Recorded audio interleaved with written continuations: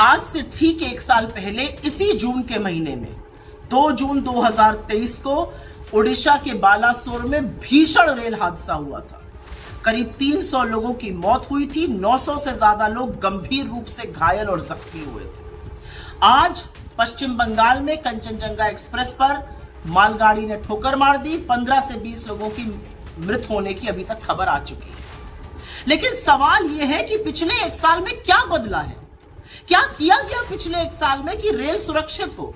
क्या किया गया कि यात्री को यह ना लगे कि वो गंतव्य तक पहुंचेगा या उसकी लाश या अर्थी गंतव्य तक पहुंचेगी?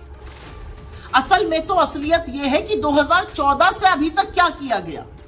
2014 से 2023 तक सरकारी आंकड़े, क्योंकि असल आंकड़े इससे बहुत ज्यादा है, लेकिन मैं सरकारी आंकड़ों का हवाला देते हुए पूछ रही हूं। 2014 से 2023 तक, मार्च 31 2023 तक इस देश में 1117 ऐसे रेल हादसे हुए जिसमें जान और माल का नुकसान हुआ। मतलब हर महीने 11 हादसे, मतलब हर तीसरे दिन पर लगभग एक हादसा हो रहा था। बड़े बड़े हादसे देखे इस देश ने। गोरखधाम एक्सप्रेस का हादसा देखा, इंदौर पटना एक्सप्रेस का हादसा देखा, पुरी उत्कल एक्सप्रेस का हादसा देखा, कैफियत एक्सप्रेस का हादसा देखा। हजारों लोग मौत के घाट उतर गए। तो सवाल यह है कि रेलवे को सुरक्षित करने के लिए क्या किया गया और इसकी जिम्मेदारी किसकी है, जवाबदेही किसकी है? किससे यह देश पूछे कि आज रेलवे सुरक्षित क्यों नहीं है? आज पटरियों पर दंदनाती जिन गाड़ियों पर हमें विश्वास था कि वो हमें एक स्थान से दूसरे स्थान सुरक्षित पहुंचा देंगी, वो क्यों नहीं हो पा रहा है? बड़ी बड़ी बातें करी अश्विनी वैष्णव ने। कवच प्रणाली आ रही है, एक ट्रैक पर 2 ट्रेनें चल रही होंगी तो पीछे वाली ट्रेन पर ब्रेक लग जाएगा, इत्यादि इत्यादि। कहां है वो ब्रेक? क्यों नहीं लगा एक दूसरी ट्रेन पर? क्यों कंचनजंगा में जाकर ट्रेन भिड़ गई? ये किस तरह के झुंझुने इस देश को दिए गए? क्या समझते हैं आप रेल के बारे में? रेल आवागमन का वो साधन है जो सबसे गरीब, निम्न मध्यम वर्ग के लोग इस्तेमाल करते हैं, और इसलिए इस्तेमाल करते हैं क्योंकि वो सस्ता साधन होता है। देश के एक छोर को दूसरे छोर से रेल की पटरियां, रेलगाड़ी जोड़ती है। विश्वास है लोगों को कि रेल में बैठकर हम कहीं पहुंच जाएंगे। लेकिन आप तो जमीनी हकीकत से इतने कटे हुए हैं कि आपको पता ही नहीं है रेल की भूमिका। अपनी स्वेच्छा से लोग गाजर मूली की तरह तपती गर्मी में बैठकर रेल में चल रहे हैं। टॉयलेट में बैठने को रेल में लोग मजबूर हैं। क्या किया है आपने रेलवे के साथ? किराया महंगा कर दिया, प्लेटफॉर्म के टिकट में महंगा करके आग लगा दी, आपने पैसेंजर ट्रेनें कम कर दी, ट्रेन घंटों लेट चल रही। ये सब एक बात है। कंसेशन खत्म कर दिए, ये सब एक बात है।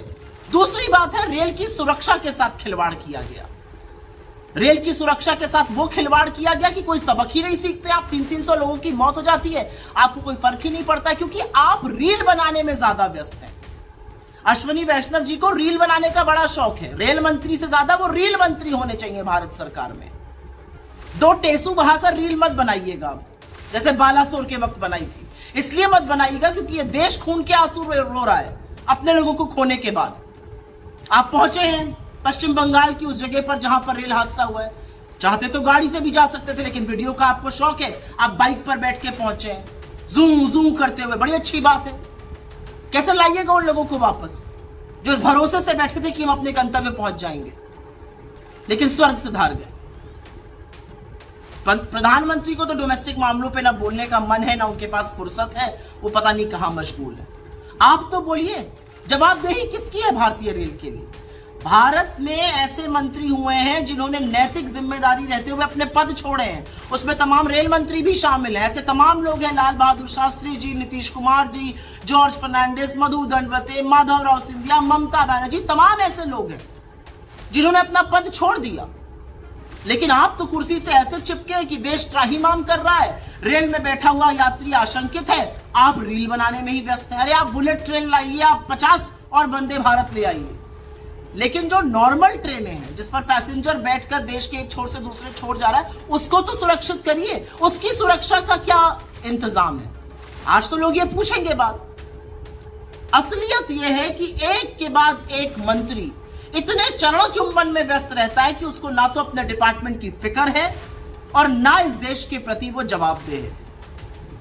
हर तीसरे दिन पर एक रेल हादसा होना नरेंद्र मोदी की नाकामी है, विफलता है, अक्रमण्यता है और सबसे ज्यादा असंवेदनशीलता है। अगर रील बनाने से फुर्सत मिल जाए ना अश्विनी वैष्णव जी, तो थोड़ी रेल के बारे में चिंता कीजिए।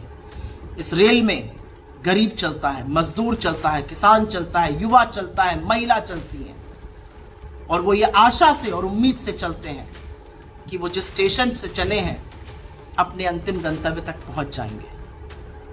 लेकिन अफसोस इस बात का है कि आपके चलते वो हो नहीं पा रहा है।